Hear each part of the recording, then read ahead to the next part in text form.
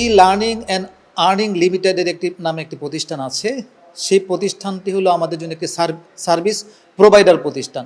মূলত প্রশিক্ষণটা যুব ক্রীড়া মন্ত্রণালয়ের যুব উন্নয়ন অধিদপ্তরের।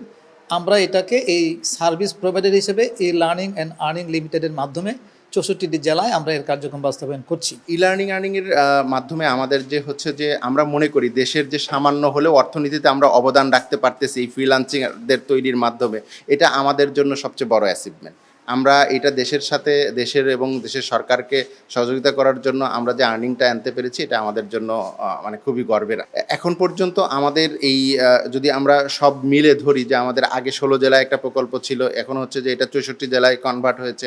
সব মিলে আমাদের প্রায় বাংলাদেশি টাকার প্রায় 60 থেকে 70 কোটি টাকার মতো এসেছে। তো আমি যখন ই লার্নিং সম্পর্কে এটা আমি জানতে পারি এবং যুবকে এটা সম্পর্কে যখন জানতে পারি, তখন জানার পরে যখন এখানে আসি, এর আগে আমি ট্রাই করছিলাম কিন্তু অনলাইনের সময়টা শেষ হয়ে যাওয়ার কারণে পারি নাই। তো এখানে আমি আসছি এখানে নতুন কিছু শেখার জন্য। এর আগে আমি কিছু বেসিক জিনিস পারতাম, আর এখানে যখন যেহেতু সরকার থেকে বড় একটা অপরচুনিটি দেওয়া হয়েছে আমাদেরকে, তো ভালো কাজে লাগাই এবং আমাদের ক্যারিয়ারটাকে আরও বেশি ডেভেলপ করি।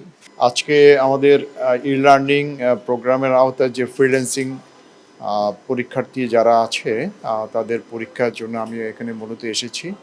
এখানে সারা বাংলাদেশে এই পরীক্ষাটা 64 জেলাতেই পরীক্ষাটা মানে অনুষ্ঠিত হচ্ছে। মন্ত্রণালয়ের পক্ষ থেকে আমাদের প্রত্যেকটি জেলাতে একজন করে প্রতিনিধি আছে। আমি যে তথ্য দেখলাম, এটার ব্যাপক চাহিদা। এই সপ্তম ব্যাচের জন্য সারা দেশে 1,64,000 অ্যাপ্লিক্যান্ট। তার মধ্যে থেকে আমরা খুব কঠোরভাবে তাদেরকে যাচাই বাছাই করে থাকি, আমাদের প্রতিনিধিরা থাকেন।